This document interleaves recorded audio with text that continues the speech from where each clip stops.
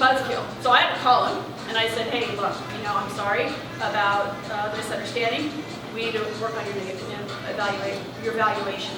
And he's like, oh, okay, well, I just didn't know what to put, so I just thought of a number, 8. Oh, really? Okay, well, okay, this was before the boot camp, by the way. I said, well, you're going through the boot camp now for sure, because you told me you didn't want to, but now you're going. And then I said, look, negotiation is negotiable. Because this whole thing, your financing round, your relationships, it's all negotiation. So, one thing I want to comment on what you're saying, because I participated in that boot camp. Yes, you did. The thing is, like anything else, sometimes we think we know what we need to know to be able to present it. Presenting and getting investors, that's a huge thing. You're talking about hundreds of thousands of dollars, okay? Not only is it a huge for them, but it's also a liability for you who wants to be able to perform with that. So take the time and invest the money, whatever it's called, to learn about this process. From a boot camp, from a coach, from anyone else, learn how to do that. Because the fact that many times you get one shot. Many times you go in front of a group and you get one shot, and maybe something really, really small. The deck that she's going to send you, look at that and study it. This is if you couldn't try to repair a car without really having some information to work with. So this is really huge. And when you get enough information, many times they will tell you, many times we have a conversation like, why did you not accept this, or why did I not get some feedback or good investors? Take that and be flexible enough to be able to change and be work your number, not only your number, but your plan. If they say that you need more team or you need more social proof or whatever it is, be flexible. Like you said, some people come in with one plan, one project, one part, and that's it. And then they don't get the message that nothing is not right with it. So really be able to get that advice, be able to learn what you need to learn, to be able to do it and do it elegantly, but be very flexible because that's a bright idea. You have one light bulb, but the other light bulbs will be on dim. So be able to really see what the concept is. Take things away, add things that you hadn't thought about, but be really open to asking the investors, well, what was I missing? What could I do better? How can I strengthen this? And what's supposed to go behind that? And there's a lot of different opportunities there, a lot of different investment groups, different, again, backgrounds that you present to, but don't go in all those who do the exact same thing, the exact same presentation, hearing no. That is going to be very discouraging, and that will knock it all apart. So really, every time you hear the no, so ask people why, what can I do better? And then maybe even that same group will say, hey, come back, do this, and this, and maybe have opportunity to present again and get their answers to the life. So, the boot camp no, the boot camp's me now. And it's awesome.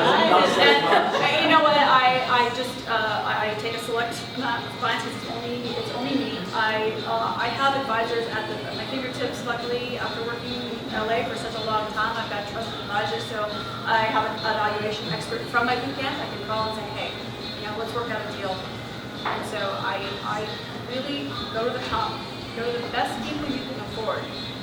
Most important, your accountant and lawyer. Do not skip on these two people. They are going to just make your life so easy or make it really, really horrible because you can't go on the cheap. You can't go on the cheap when it comes to those two. Your money and your legal rights and your proprietary content have to be protected. It's not a pretty world sometimes when it comes to, you've heard the stories, and it happens. So there's one additional thing I want to add about this. And when you're pitching and we're talking about that context, I was watching a pitch from several entrepreneurs. There were several in a series at a meeting, and the investors couldn't figure out the way that particular group ran. Is everybody pitched, like you would pitch, and then you'd leave the room, and the investors talk. And they would talk about your deals, they'd talk about what you were doing and your technology. And so this one guy pitches, right? He answers a couple questions, he leaves the room, and the investors start talking. They're like, well, I don't know. I was kind of with him until he started answering questions that I don't understand, right? Well, you know what he was doing? His body language was so off for what he was doing. He had his numbers and things, but like, if you were asking the question, you investor, and you're saying, well, do you really believe that you're going to be able to get X account by such and such year? And you'd go, oh. And he didn't look down, but he would fidget with his jacket, he'd pull on it, and then he'd take another step forward and answer the question.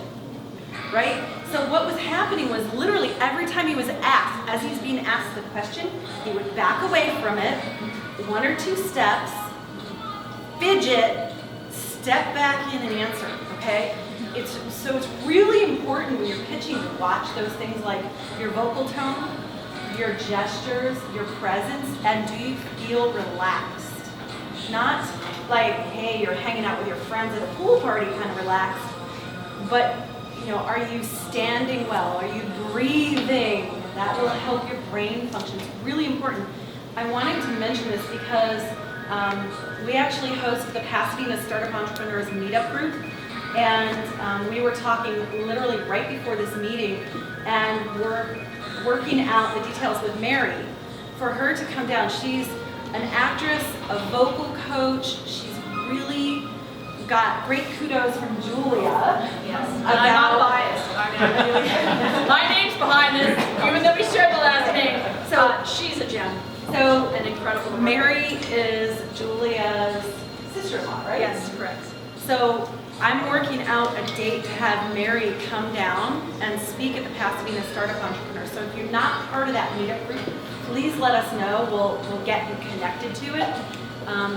I really cannot say enough about how important it is to be confident, not cocky.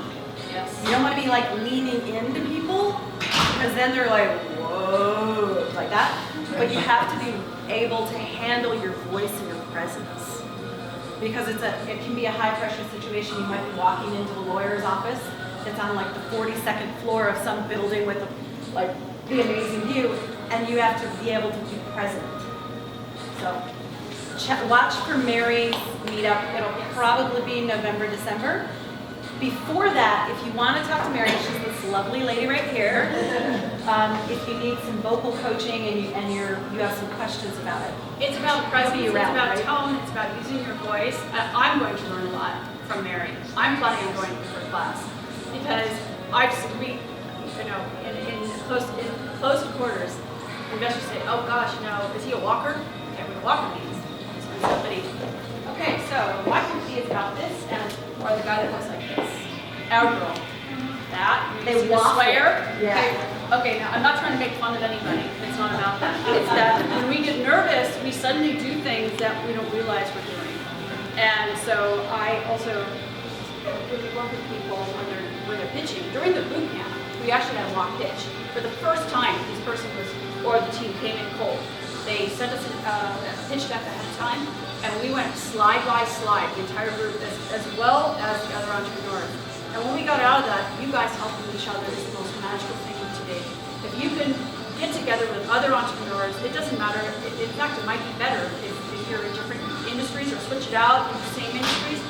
You guys are each other's best champions besides that only one investor you need to start getting the ball rolling. So please keep your body language and keep your confidence in mind. Confidence is so important. Yes, we have a heart, even though, these big, tough, money-driven guys look like they're really bad. They have little soft hearts. I know because I have them all in my group. And the thing that was really, and I was the only woman, by the way, so it was really great to speak with a bunch of men and see the man's perspective rather than, of course, my perspective. It's really critical that you answer a question when an investor asks you. It sounds really basic. However, entrepreneurs, when they get nervous sometimes, they'll just talk about what they want to talk about, and the investors get even my guys, and they were good guys, they get really angry. It's like, hey, I don't have a lot of time. I asked you a freaking question, just answer the question. So be mindful. If somebody asks you a question about your business, just be straightforward and be mindful of the time you take. That's a question for the group. Yes. Yes. Yeah, please. So at what point are you ready to get money? So everybody's 20 people out here. Are all of them ready to ask for money now? And at what point should they be, or where should they be? Because I'm sure everybody can use a couple $1 million. Sure. With it. Sure. So where should they be before they become truly We like to see proof of concept first, usually prototype done. I've allowed some companies that were just in the prototype stage to present because I believe, once again, in them as people. So, and also with customers. And now it doesn't have to be like top tier customers, it just can be customers, recurring customers. So that was the net bottom line that we looked at. So if you're ready to raise money, I think there are other ways that you can raise money. You can be involved in grants, pitching contests. Every co-working space practically, every accelerator, incubator in Los Angeles. Yes, we sponsor pitch contests, and I used to judge quite a few of those, and I really enjoyed that. And entrepreneurs get that little bit of money, and oh my gosh, the universities, if you can get involved, and you don't have to be a student or an alumnus to participate, you can also get grants that way. In fact, I funded somebody, he only needed $2,000 more. He was working with a group at UCLA. Two of the people were entrepreneurs from UCLA, and so he's a USC grad. They formed a team, and under the Rosenthal grant, under UCLA's startup program, they were matched with 25. So my business partner and I each put in $2,000 to tip him over to $25,000. He got an automatic $25,000 on track to get more, just because he already received $25,000. And that's basically could be your friends and family money. And no matter how much money you have or don't have, please put money into your company. We look at skin in the game. It's called skin in the game. We want to see your own money in your account, in your piggy bank, because then that shows us your commitment level. And that speaks volumes too. So even when you're starting out, to say, I put X amount of money, of my own money in my venture, it shows to us that, you know what, you're just not a fly-by-night entrepreneur. You're serious, and you're serious about, making this happen. And just a point about, I promise I'm not being paid anything from Julia for doing this. No, sure. We've had customers and clients of ours go through some of Julia's boot camps. And you might remember Infant Tech. Was Yes. that in Giuseppe? Yes. Well, their product is right over there. And their second product just got picked up by CVS Pharmacy. It's a smart baby so thermometer. happy to hear that. And when she heard I was having you come talk, she was thrilled. And this has been a couple years. Yes. And they learned so much in the space of 8 hours. They were actually able to speak financials, Oh, that's and they're not financial people. So it's really important to understand the language of the audience that you're talking to. So if you're speaking to investors, learn the language of capital, learn the language of what all this is. So, Yes, another question? gentlemen? How much money should we have vested in our business or idea for it to be viewed as relevant by the investors? What is your next stumbling block that you have to pay for in order to get to the next level for your company? How much money is it? What's the product or service that you need right now in order to keep moving or progressing? Like, is it a... It's a software concept. For what I'm thinking of, it'd probably be more for just marketing than anything tangible. So I personally don't know how much at this point right now. Okay, so you're asking how much money you should put in? Yeah, just generally speaking, how much money do you think? Is there some kind of like? How much can be in? Like a How much threshold? you can without, Yeah, right. eating. Or does it depend on the meat all business, night, or- every night. Seriously. Enough where it hurts a little, but not a lot. Don't kill yourself and starve yourself. You know what I'm saying? Pay your bills, do everything. We all can trim a little bit off our budgets and just suck that money into your company, because even when you're young, actually, I love young entrepreneurs, and I love my age entrepreneurs, and I love older entrepreneurs. When you're young, you have a lot of lifespan to bring in talent where you might not have the expertise. You have people backing you with expertise, but you are the artist. You are the CEO. Are you the CEO? Yes. Okay. So there's so many things I can say about this. I'm trying so hard to be like articulate and focused. I'm a little ADD because I love talking to you guys about this stuff. It doesn't matter. However, like I said, whatever amount hurts a little, that's the amount you put in. And your team. If you're going to give your team equity, if they get some gravy in this, they need to put some money in too. They got to show their commitment to you and to the cause and to the company as well. It's not just you carrying the burden. Your team is going to get wealthy too. your core team, who you give equity to. In the course of time. Sweat equity is fabulous. You can do this in many, many different ways. There's not just one formula. You have to be creative and think differently. There's a saying is a reason.